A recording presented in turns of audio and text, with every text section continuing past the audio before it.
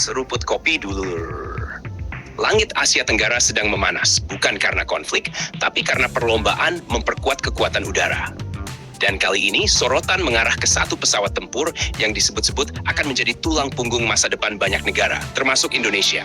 Pesawat itu adalah KF-21 Boramae jet tempur generasi 4,5 buatan Korea Selatan, yang kini semakin dekat untuk resmi bergabung dengan TNI AU. Kabar terbaru menyebutkan bahwa Indonesia diperkirakan akan mengakuisisi 48 unit KF-21 dalam beberapa tahap, masing-masing 16 unit. Ini bukan angka kecil. Ini adalah jumlah yang cukup untuk membentuk beberapa skuadron tempur penuh, dan secara langsung akan mengubah keseimbangan kekuatan udara di kawasan. KF-21 sendiri bukan pesawat biasa. Program ini dikembangkan oleh perusahaan pertahanan Korea Selatan, yaitu Korea Aerospace Industries atau KAI, dengan tujuan menciptakan jet tempur modern yang mampu menyaingi pesawat Barat dan Rusia, namun dengan biaya operasional yang lebih efisien. Indonesia sendiri sejak awal terlibat dalam program ini sebagai mitra pengembangan, yang berarti Indonesia bukan sekadar pembeli, tetapi juga memiliki akses pada teknologi dan pengalaman industri yang sangat berharga. Secara desain, KF-21 memiliki bentuk yang sangat modern. Sekilas, bentuknya mengingatkan pada jet tempur siluman generasi kelima, seperti F-35 Lightning II. Ini terlihat dari hidung yang tajam, badan yang ramping, serta penggunaan material komposit dan desain yang meminimalkan pantulan radar. Meski belum sepenuhnya stealth seperti F-35, KF-21 memiliki tingkat radar cross-section yang jauh lebih kecil dibandingkan pesawat generasi sebelumnya, seperti F-19 atau Su-27. Keunggulan utama KF-21 ada pada sistem avionik dan sensornya. Pesawat ini dilengkapi radar ASA, yaitu radar aktif yang mampu melacak banyak target sekaligus dengan akurasi tinggi.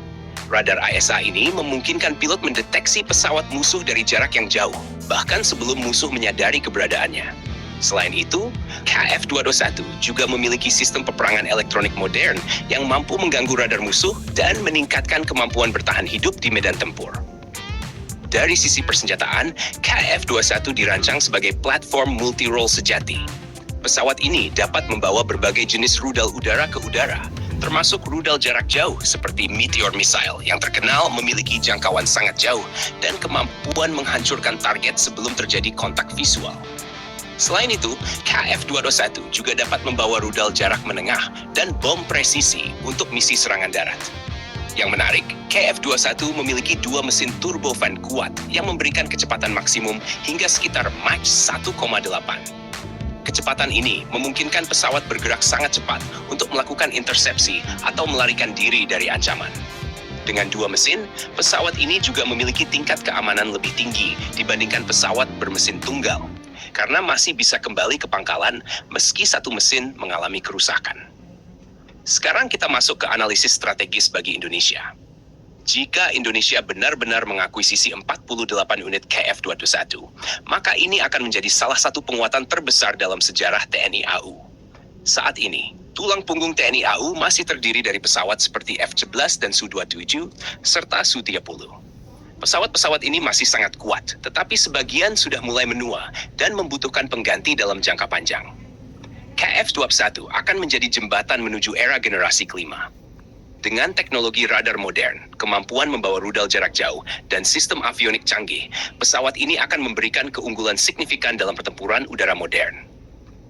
Selain itu, KF-21 juga sangat cocok untuk wilayah Indonesia yang luas. Indonesia adalah negara kepulauan dengan wilayah udara sangat besar, dari Sumatera hingga Papua. Untuk menjaga wilayah sebesar itu, dibutuhkan pesawat dengan jangkauan jauh, kecepatan tinggi, dan kemampuan deteksi yang kuat. KF-21 memenuhi semua kriteria tersebut. Keuntungan lain yang sering tidak dibahas adalah transfer teknologi. Karena Indonesia ikut dalam program pengembangan, industri pertahanan Indonesia berpotensi mendapatkan pengalaman berharga dalam produksi dan pemeliharaan pesawat tempur modern. Ini bisa memperkuat kemampuan industri dalam negeri, termasuk perusahaan seperti PT Dirgantara Indonesia. Jika dibandingkan dengan pesawat lain yang juga dipesan Indonesia seperti Dassault Rafale dan KAN KF-21 memiliki posisi unik. Rafale adalah pesawat tempur yang sudah terbukti dalam pertempuran dan memiliki kemampuan sangat lengkap. KAN adalah proyek generasi kelima masa depan dengan kemampuan stealth penuh. Sedangkan KF-21 berada di tengah, lebih modern dari generasi 4, tetapi lebih cepat tersedia dibandingkan generasi 5 penuh. Dengan kombinasi Rafale, KF-21, dan KN di masa depan, Indonesia berpotensi memiliki salah satu kekuatan paling modern di Asia Tenggara. Ini akan memberikan efek deterrence atau daya tangkal yang sangat kuat. Negara lain akan berpikir 2 kali sebelum melanggar wilayah udara Indonesia. Dari perspektif geopolitik, kerjasama dengan Korea Selatan juga memperkuat hubungan strategis kedua negara. Korea Selatan adalah salah satu negara dengan industri pertahanan paling maju di dunia, dan kerjasama ini membuka peluang kolaborasi lebih luas di masa depan, termasuk di bidang kapal perang, kendaraan tempur, dan teknologi militer lainnya. KF-21 juga dirancang dengan konsep upgrade jangka panjang. Artinya, di masa depan pesawat ini bisa ditingkatkan menjadi lebih stealth, membawa senjata internal, dan memiliki kemampuan yang semakin mendekati pesawat generasi kelima penuh. Jadi ini bukan investasi jangka pendek, tetapi investasi untuk puluhan tahun ke depan.